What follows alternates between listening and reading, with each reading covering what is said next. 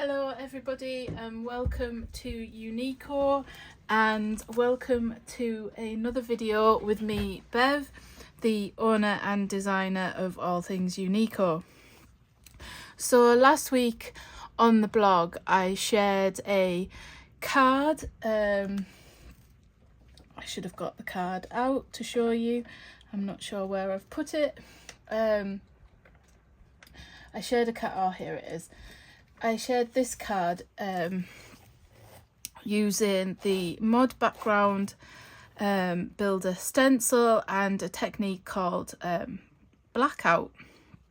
So I realised after I posted this card on social media and the blog that some of you might not know how to do this technique. It's been around a while, and like all techniques, it comes and goes.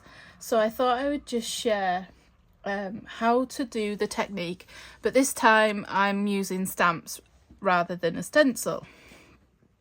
And I will explain at the end how I did it with the stencil. Apologies for the phone ringing. It's been one of them mornings here.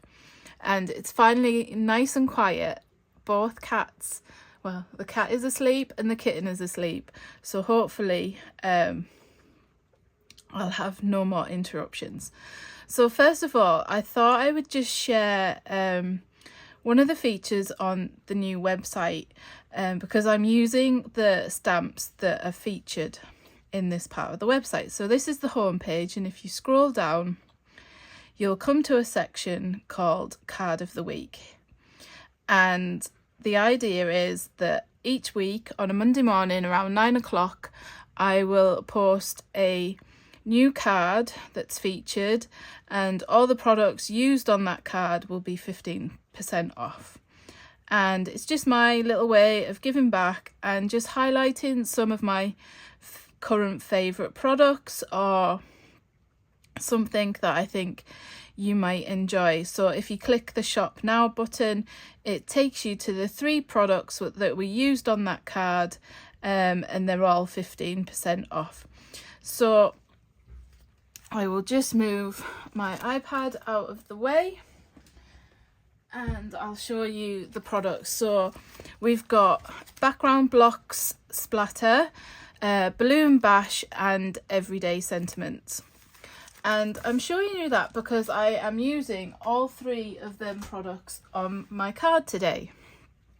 So here is my card that we'll be making through the video.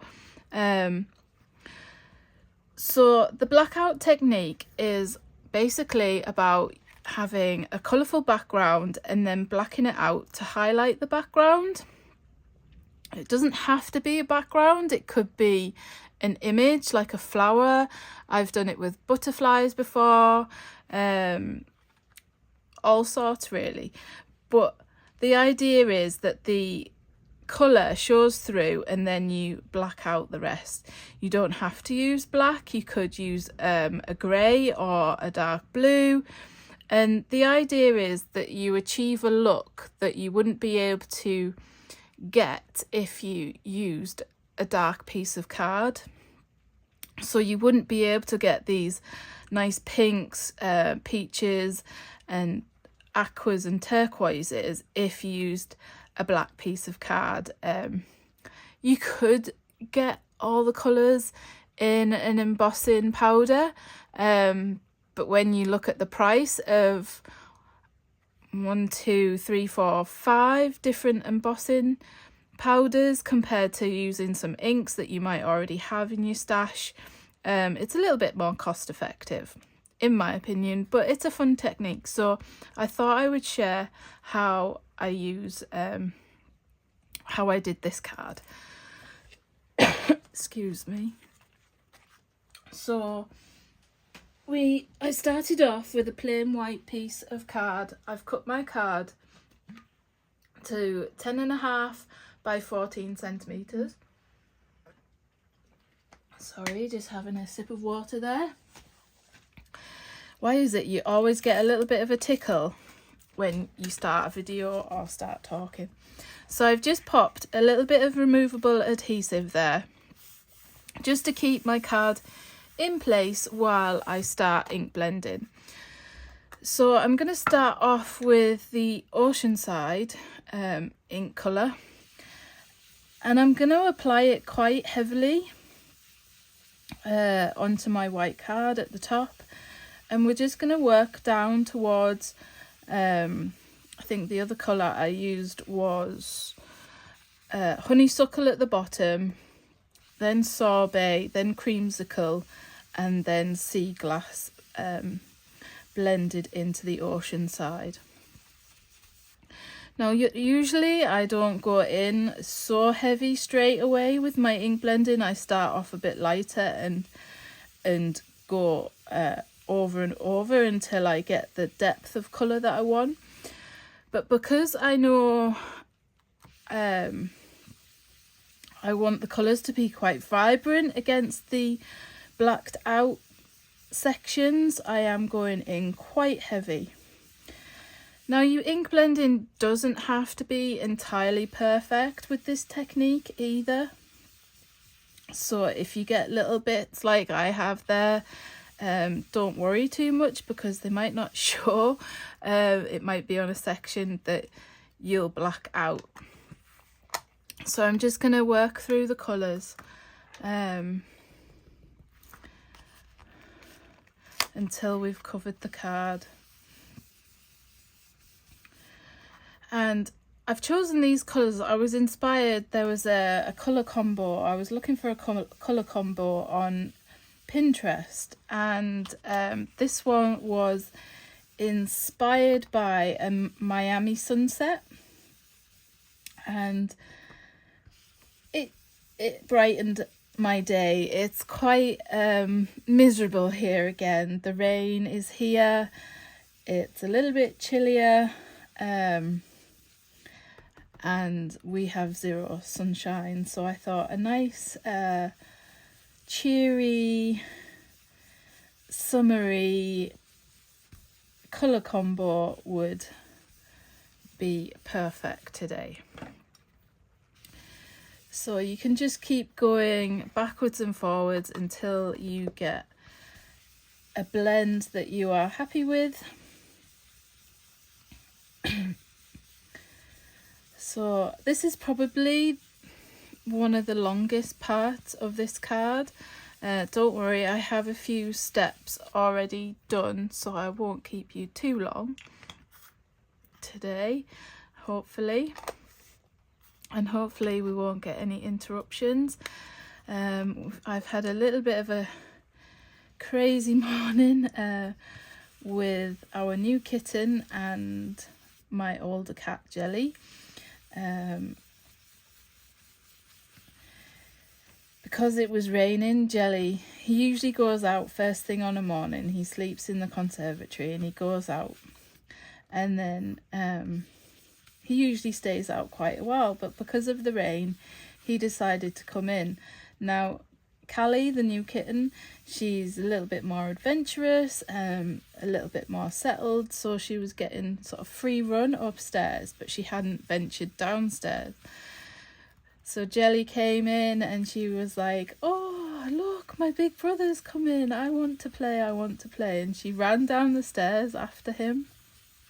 And he's like, "Whoa, I'm not happy with you yet. I don't really want to play."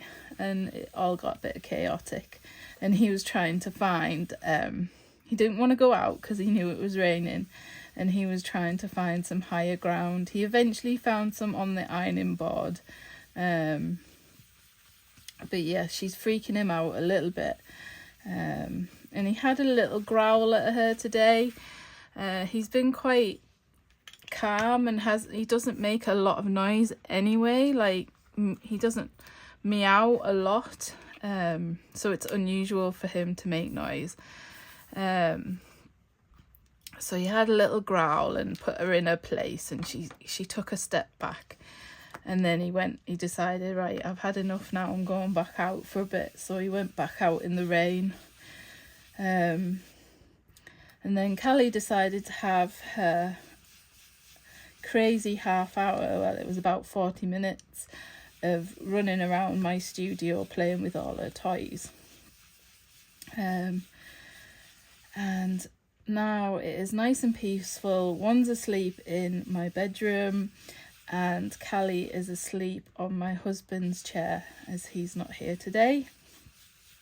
So all is nice and quiet while I get this video done. So I've just done creamsicle and now I'm using sorbet,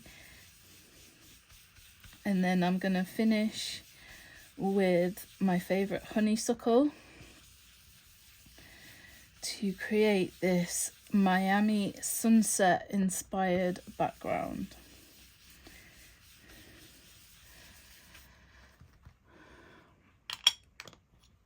So yeah, this technique's been around a while. Like all techniques, it comes and goes, and techniques come in fashion and out of fashion, and you don't see them for a while and then everybody's using them again. And it's one that I have seen quite a few people doing across social media, but not everyone follows the same people, so I thought I would share the technique on my YouTube channel. And yeah, I hope you are enjoying the videos that I am sharing and that they are inspiring. And so that I'm just going to go back to sorbet a little bit and just add a little bit more colour here. I did re-ink my little cube some of my favourite colours the other day, but they do get used a lot. So there's a bit of a breeze blowing in the window. It's just wide enough that you get a breeze, but the rain doesn't come in. So what we're going to do next is we are going to emboss. So I have this embossing buddy. I've had it years, and I'm just going to rub it over the top just to take off any of the grease and whatnot, so I can then emboss. And you're going to emboss with clear embossing powder.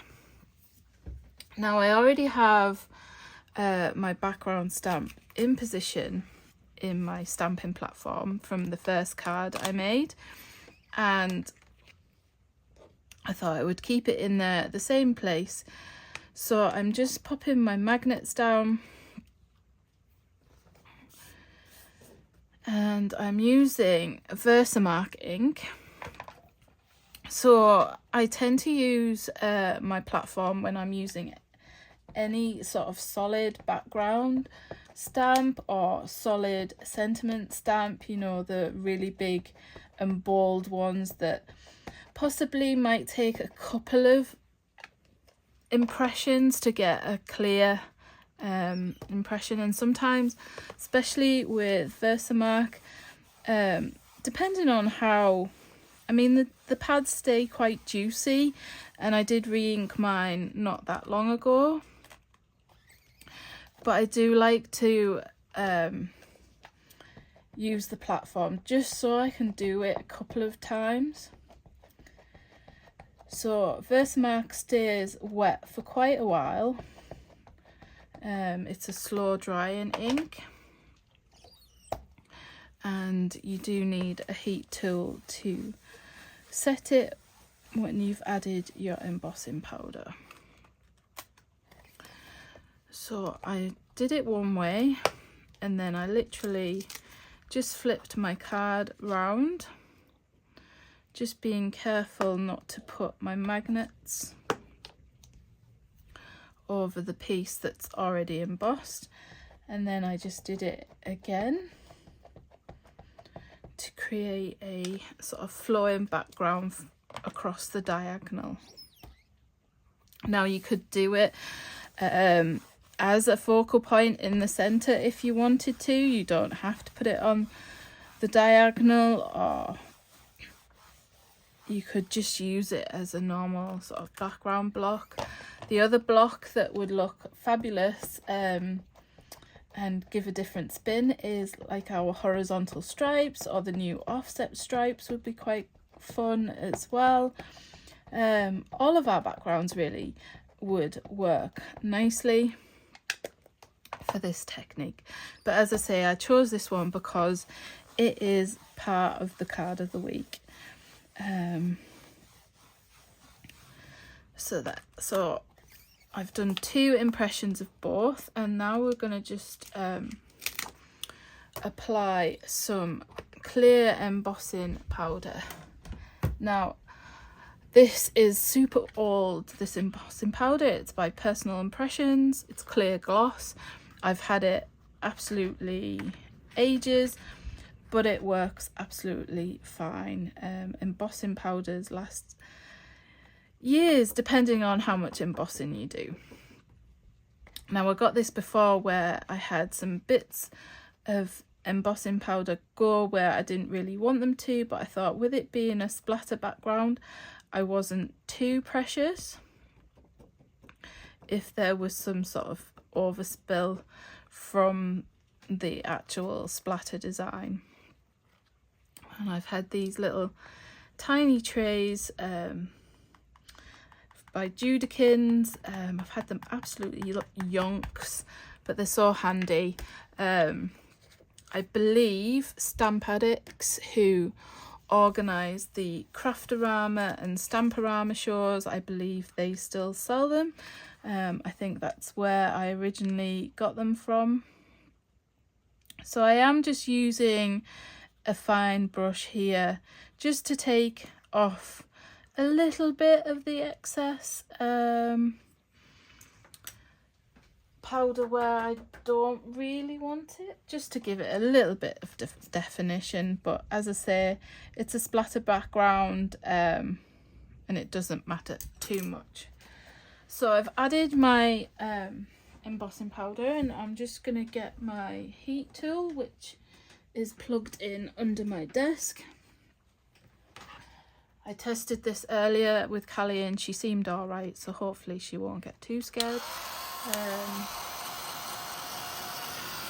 And we're just going to heat up the embossing powder so it sets, and hopefully you will see on the video when it starts to turn and it goes a lovely gloss effect.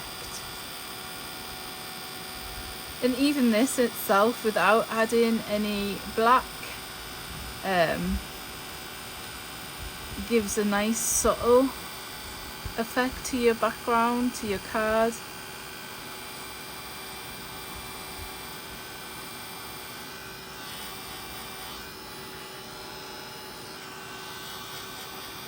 I'm old-fashioned. I don't hold my card in anything. I just hold from the edges and just make sure I fully heat over. You could add more powder if you wanted to, if you felt some of the areas were a little splotchy. There's some like little delves in mine where the powder hasn't stuck or I haven't inked perfectly with the stamp and before applying the embossing powder.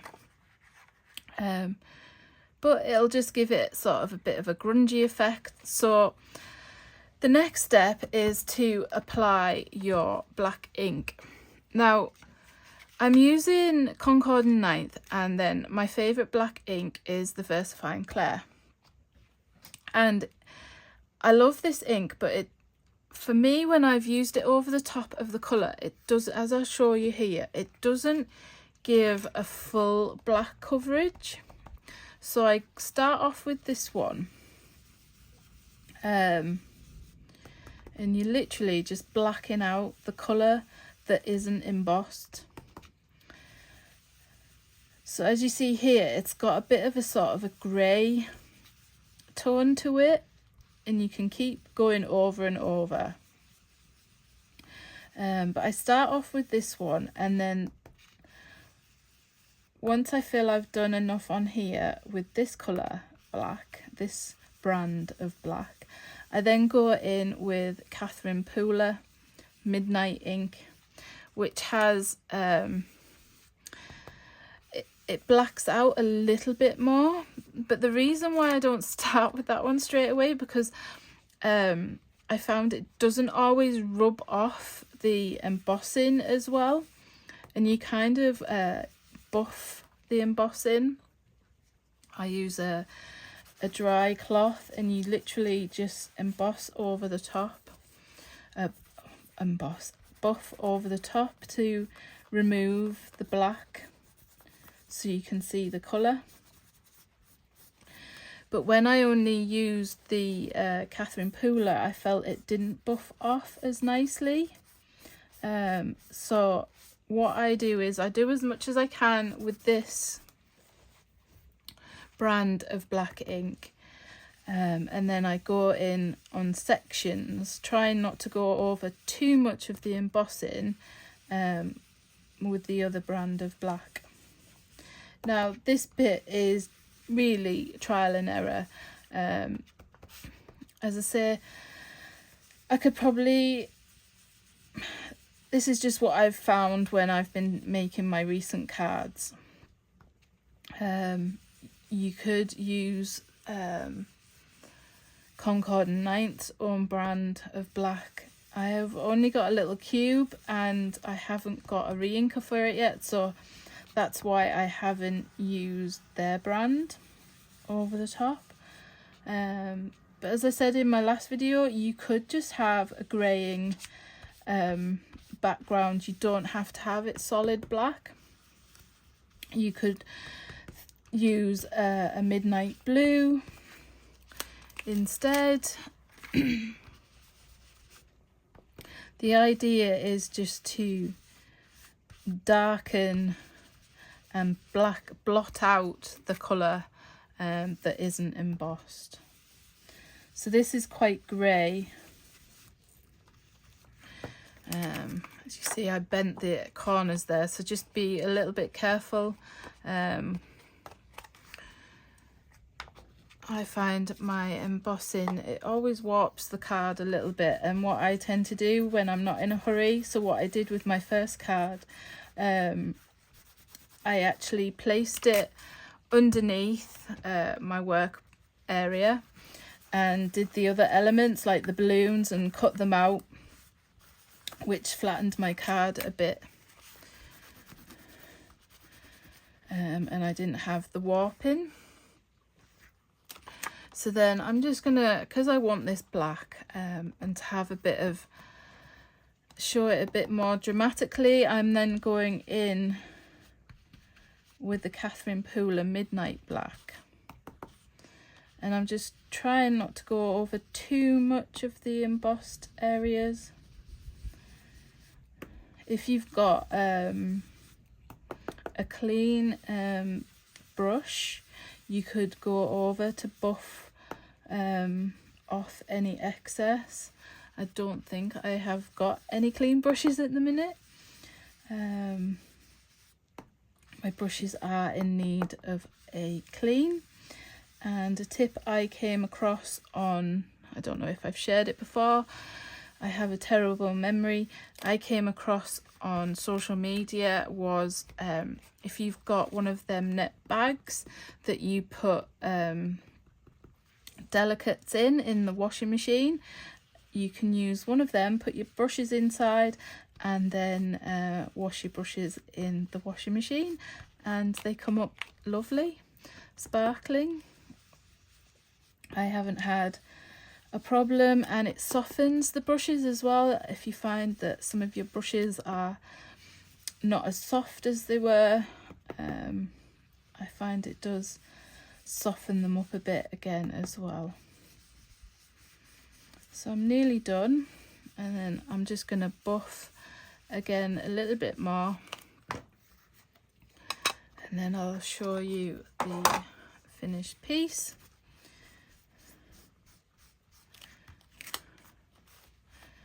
So this is just a microfiber cloth that's dry. I chose one that's a little bit softer to buff off. You could use kitchen towel, you could use a dry clean brush. The idea is just to get off any of the excess ink which is attached itself to the embossed areas. But that is the background, and you can see how the colours shine through. The embossing has made them a little bit subtle, and as I say, I haven't apart from the honeysuckle and the oceanside, it's quite a soft palette really. I think I did my first card a little bit darker than this second one. The oranges and the peach and the creamsicle were a bit darker. I spent a little bit more time embossing, but what I'm gonna probably do is just attach this background to another piece of card before, as I haven't spent time getting it nice and flat.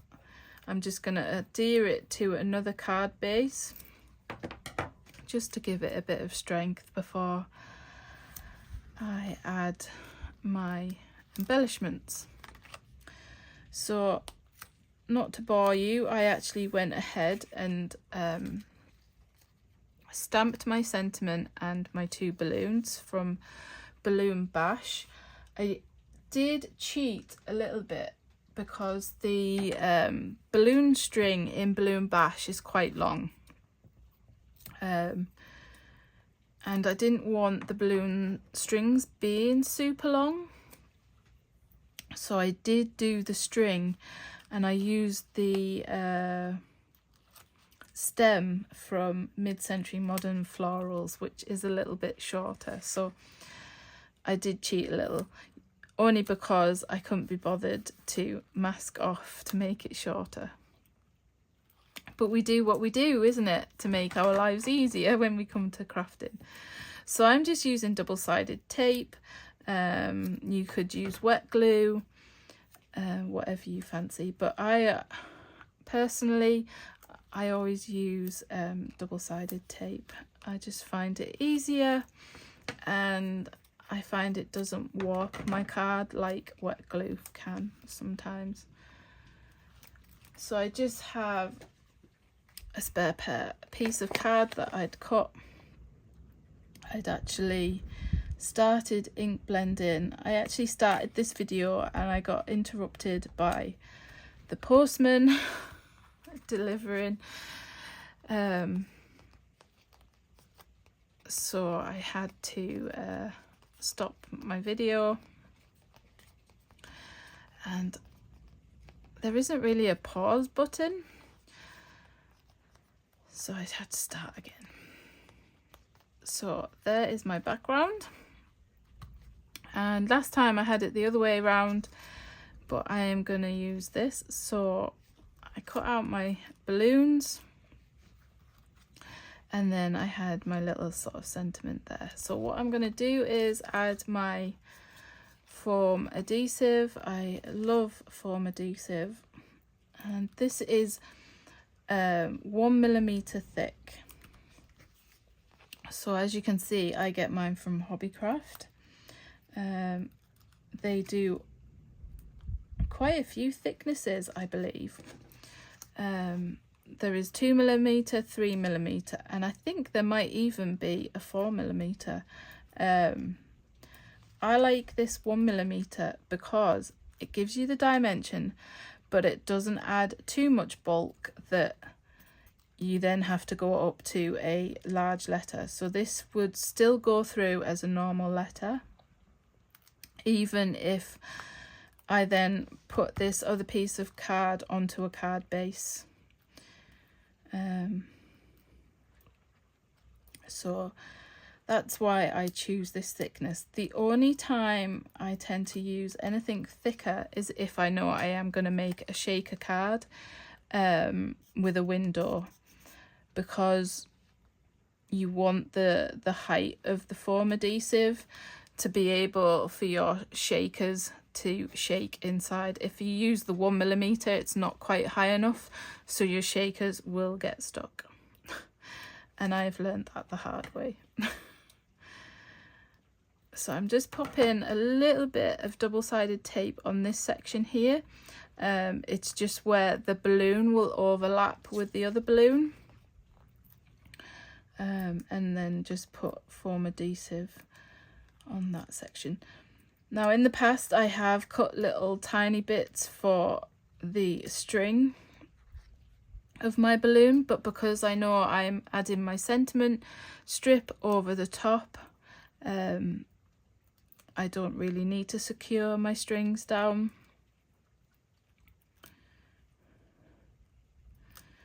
So I've added in the balloon bash set, it comes with some sort of little confetti stamps. There's these stars, it comes with hearts, little dots, a trio of dots and a trio of flowers, and then you've got the little tiny balloon, and I always add a little bit of confetti. You've also got the highlight sort of stamp, if you there was as if there was light bouncing off it, but I chose the stars for today. And then we're going to go ahead and add the sentiment strip along here. So I'm just going to add a couple of foam squares here, and if I just hold it across, it'll help me place my foam adhesive so I get a little bit inside the gap, and then the other side of the string, and then a couple more. I'll do one there and then a two at the end, so I get through foam adhesive like nobody's business, because I do like a bit of dimension. And I'm just being messy and putting this off to the side. I don't know where my little pot has gone. I'm trying to keep my desk fairly tidy because Callie sleeps in here and she can jump up and climb up from my chair. Yesterday it was nice and sunny and she was sunning herself on the windowsill. She's a cute little office buddy. And I'm just going to go down a little bit further and then just adhere that. And then I am going to use my snips just to snip off along the back. And that is our finished card. So that is the fun blackout technique.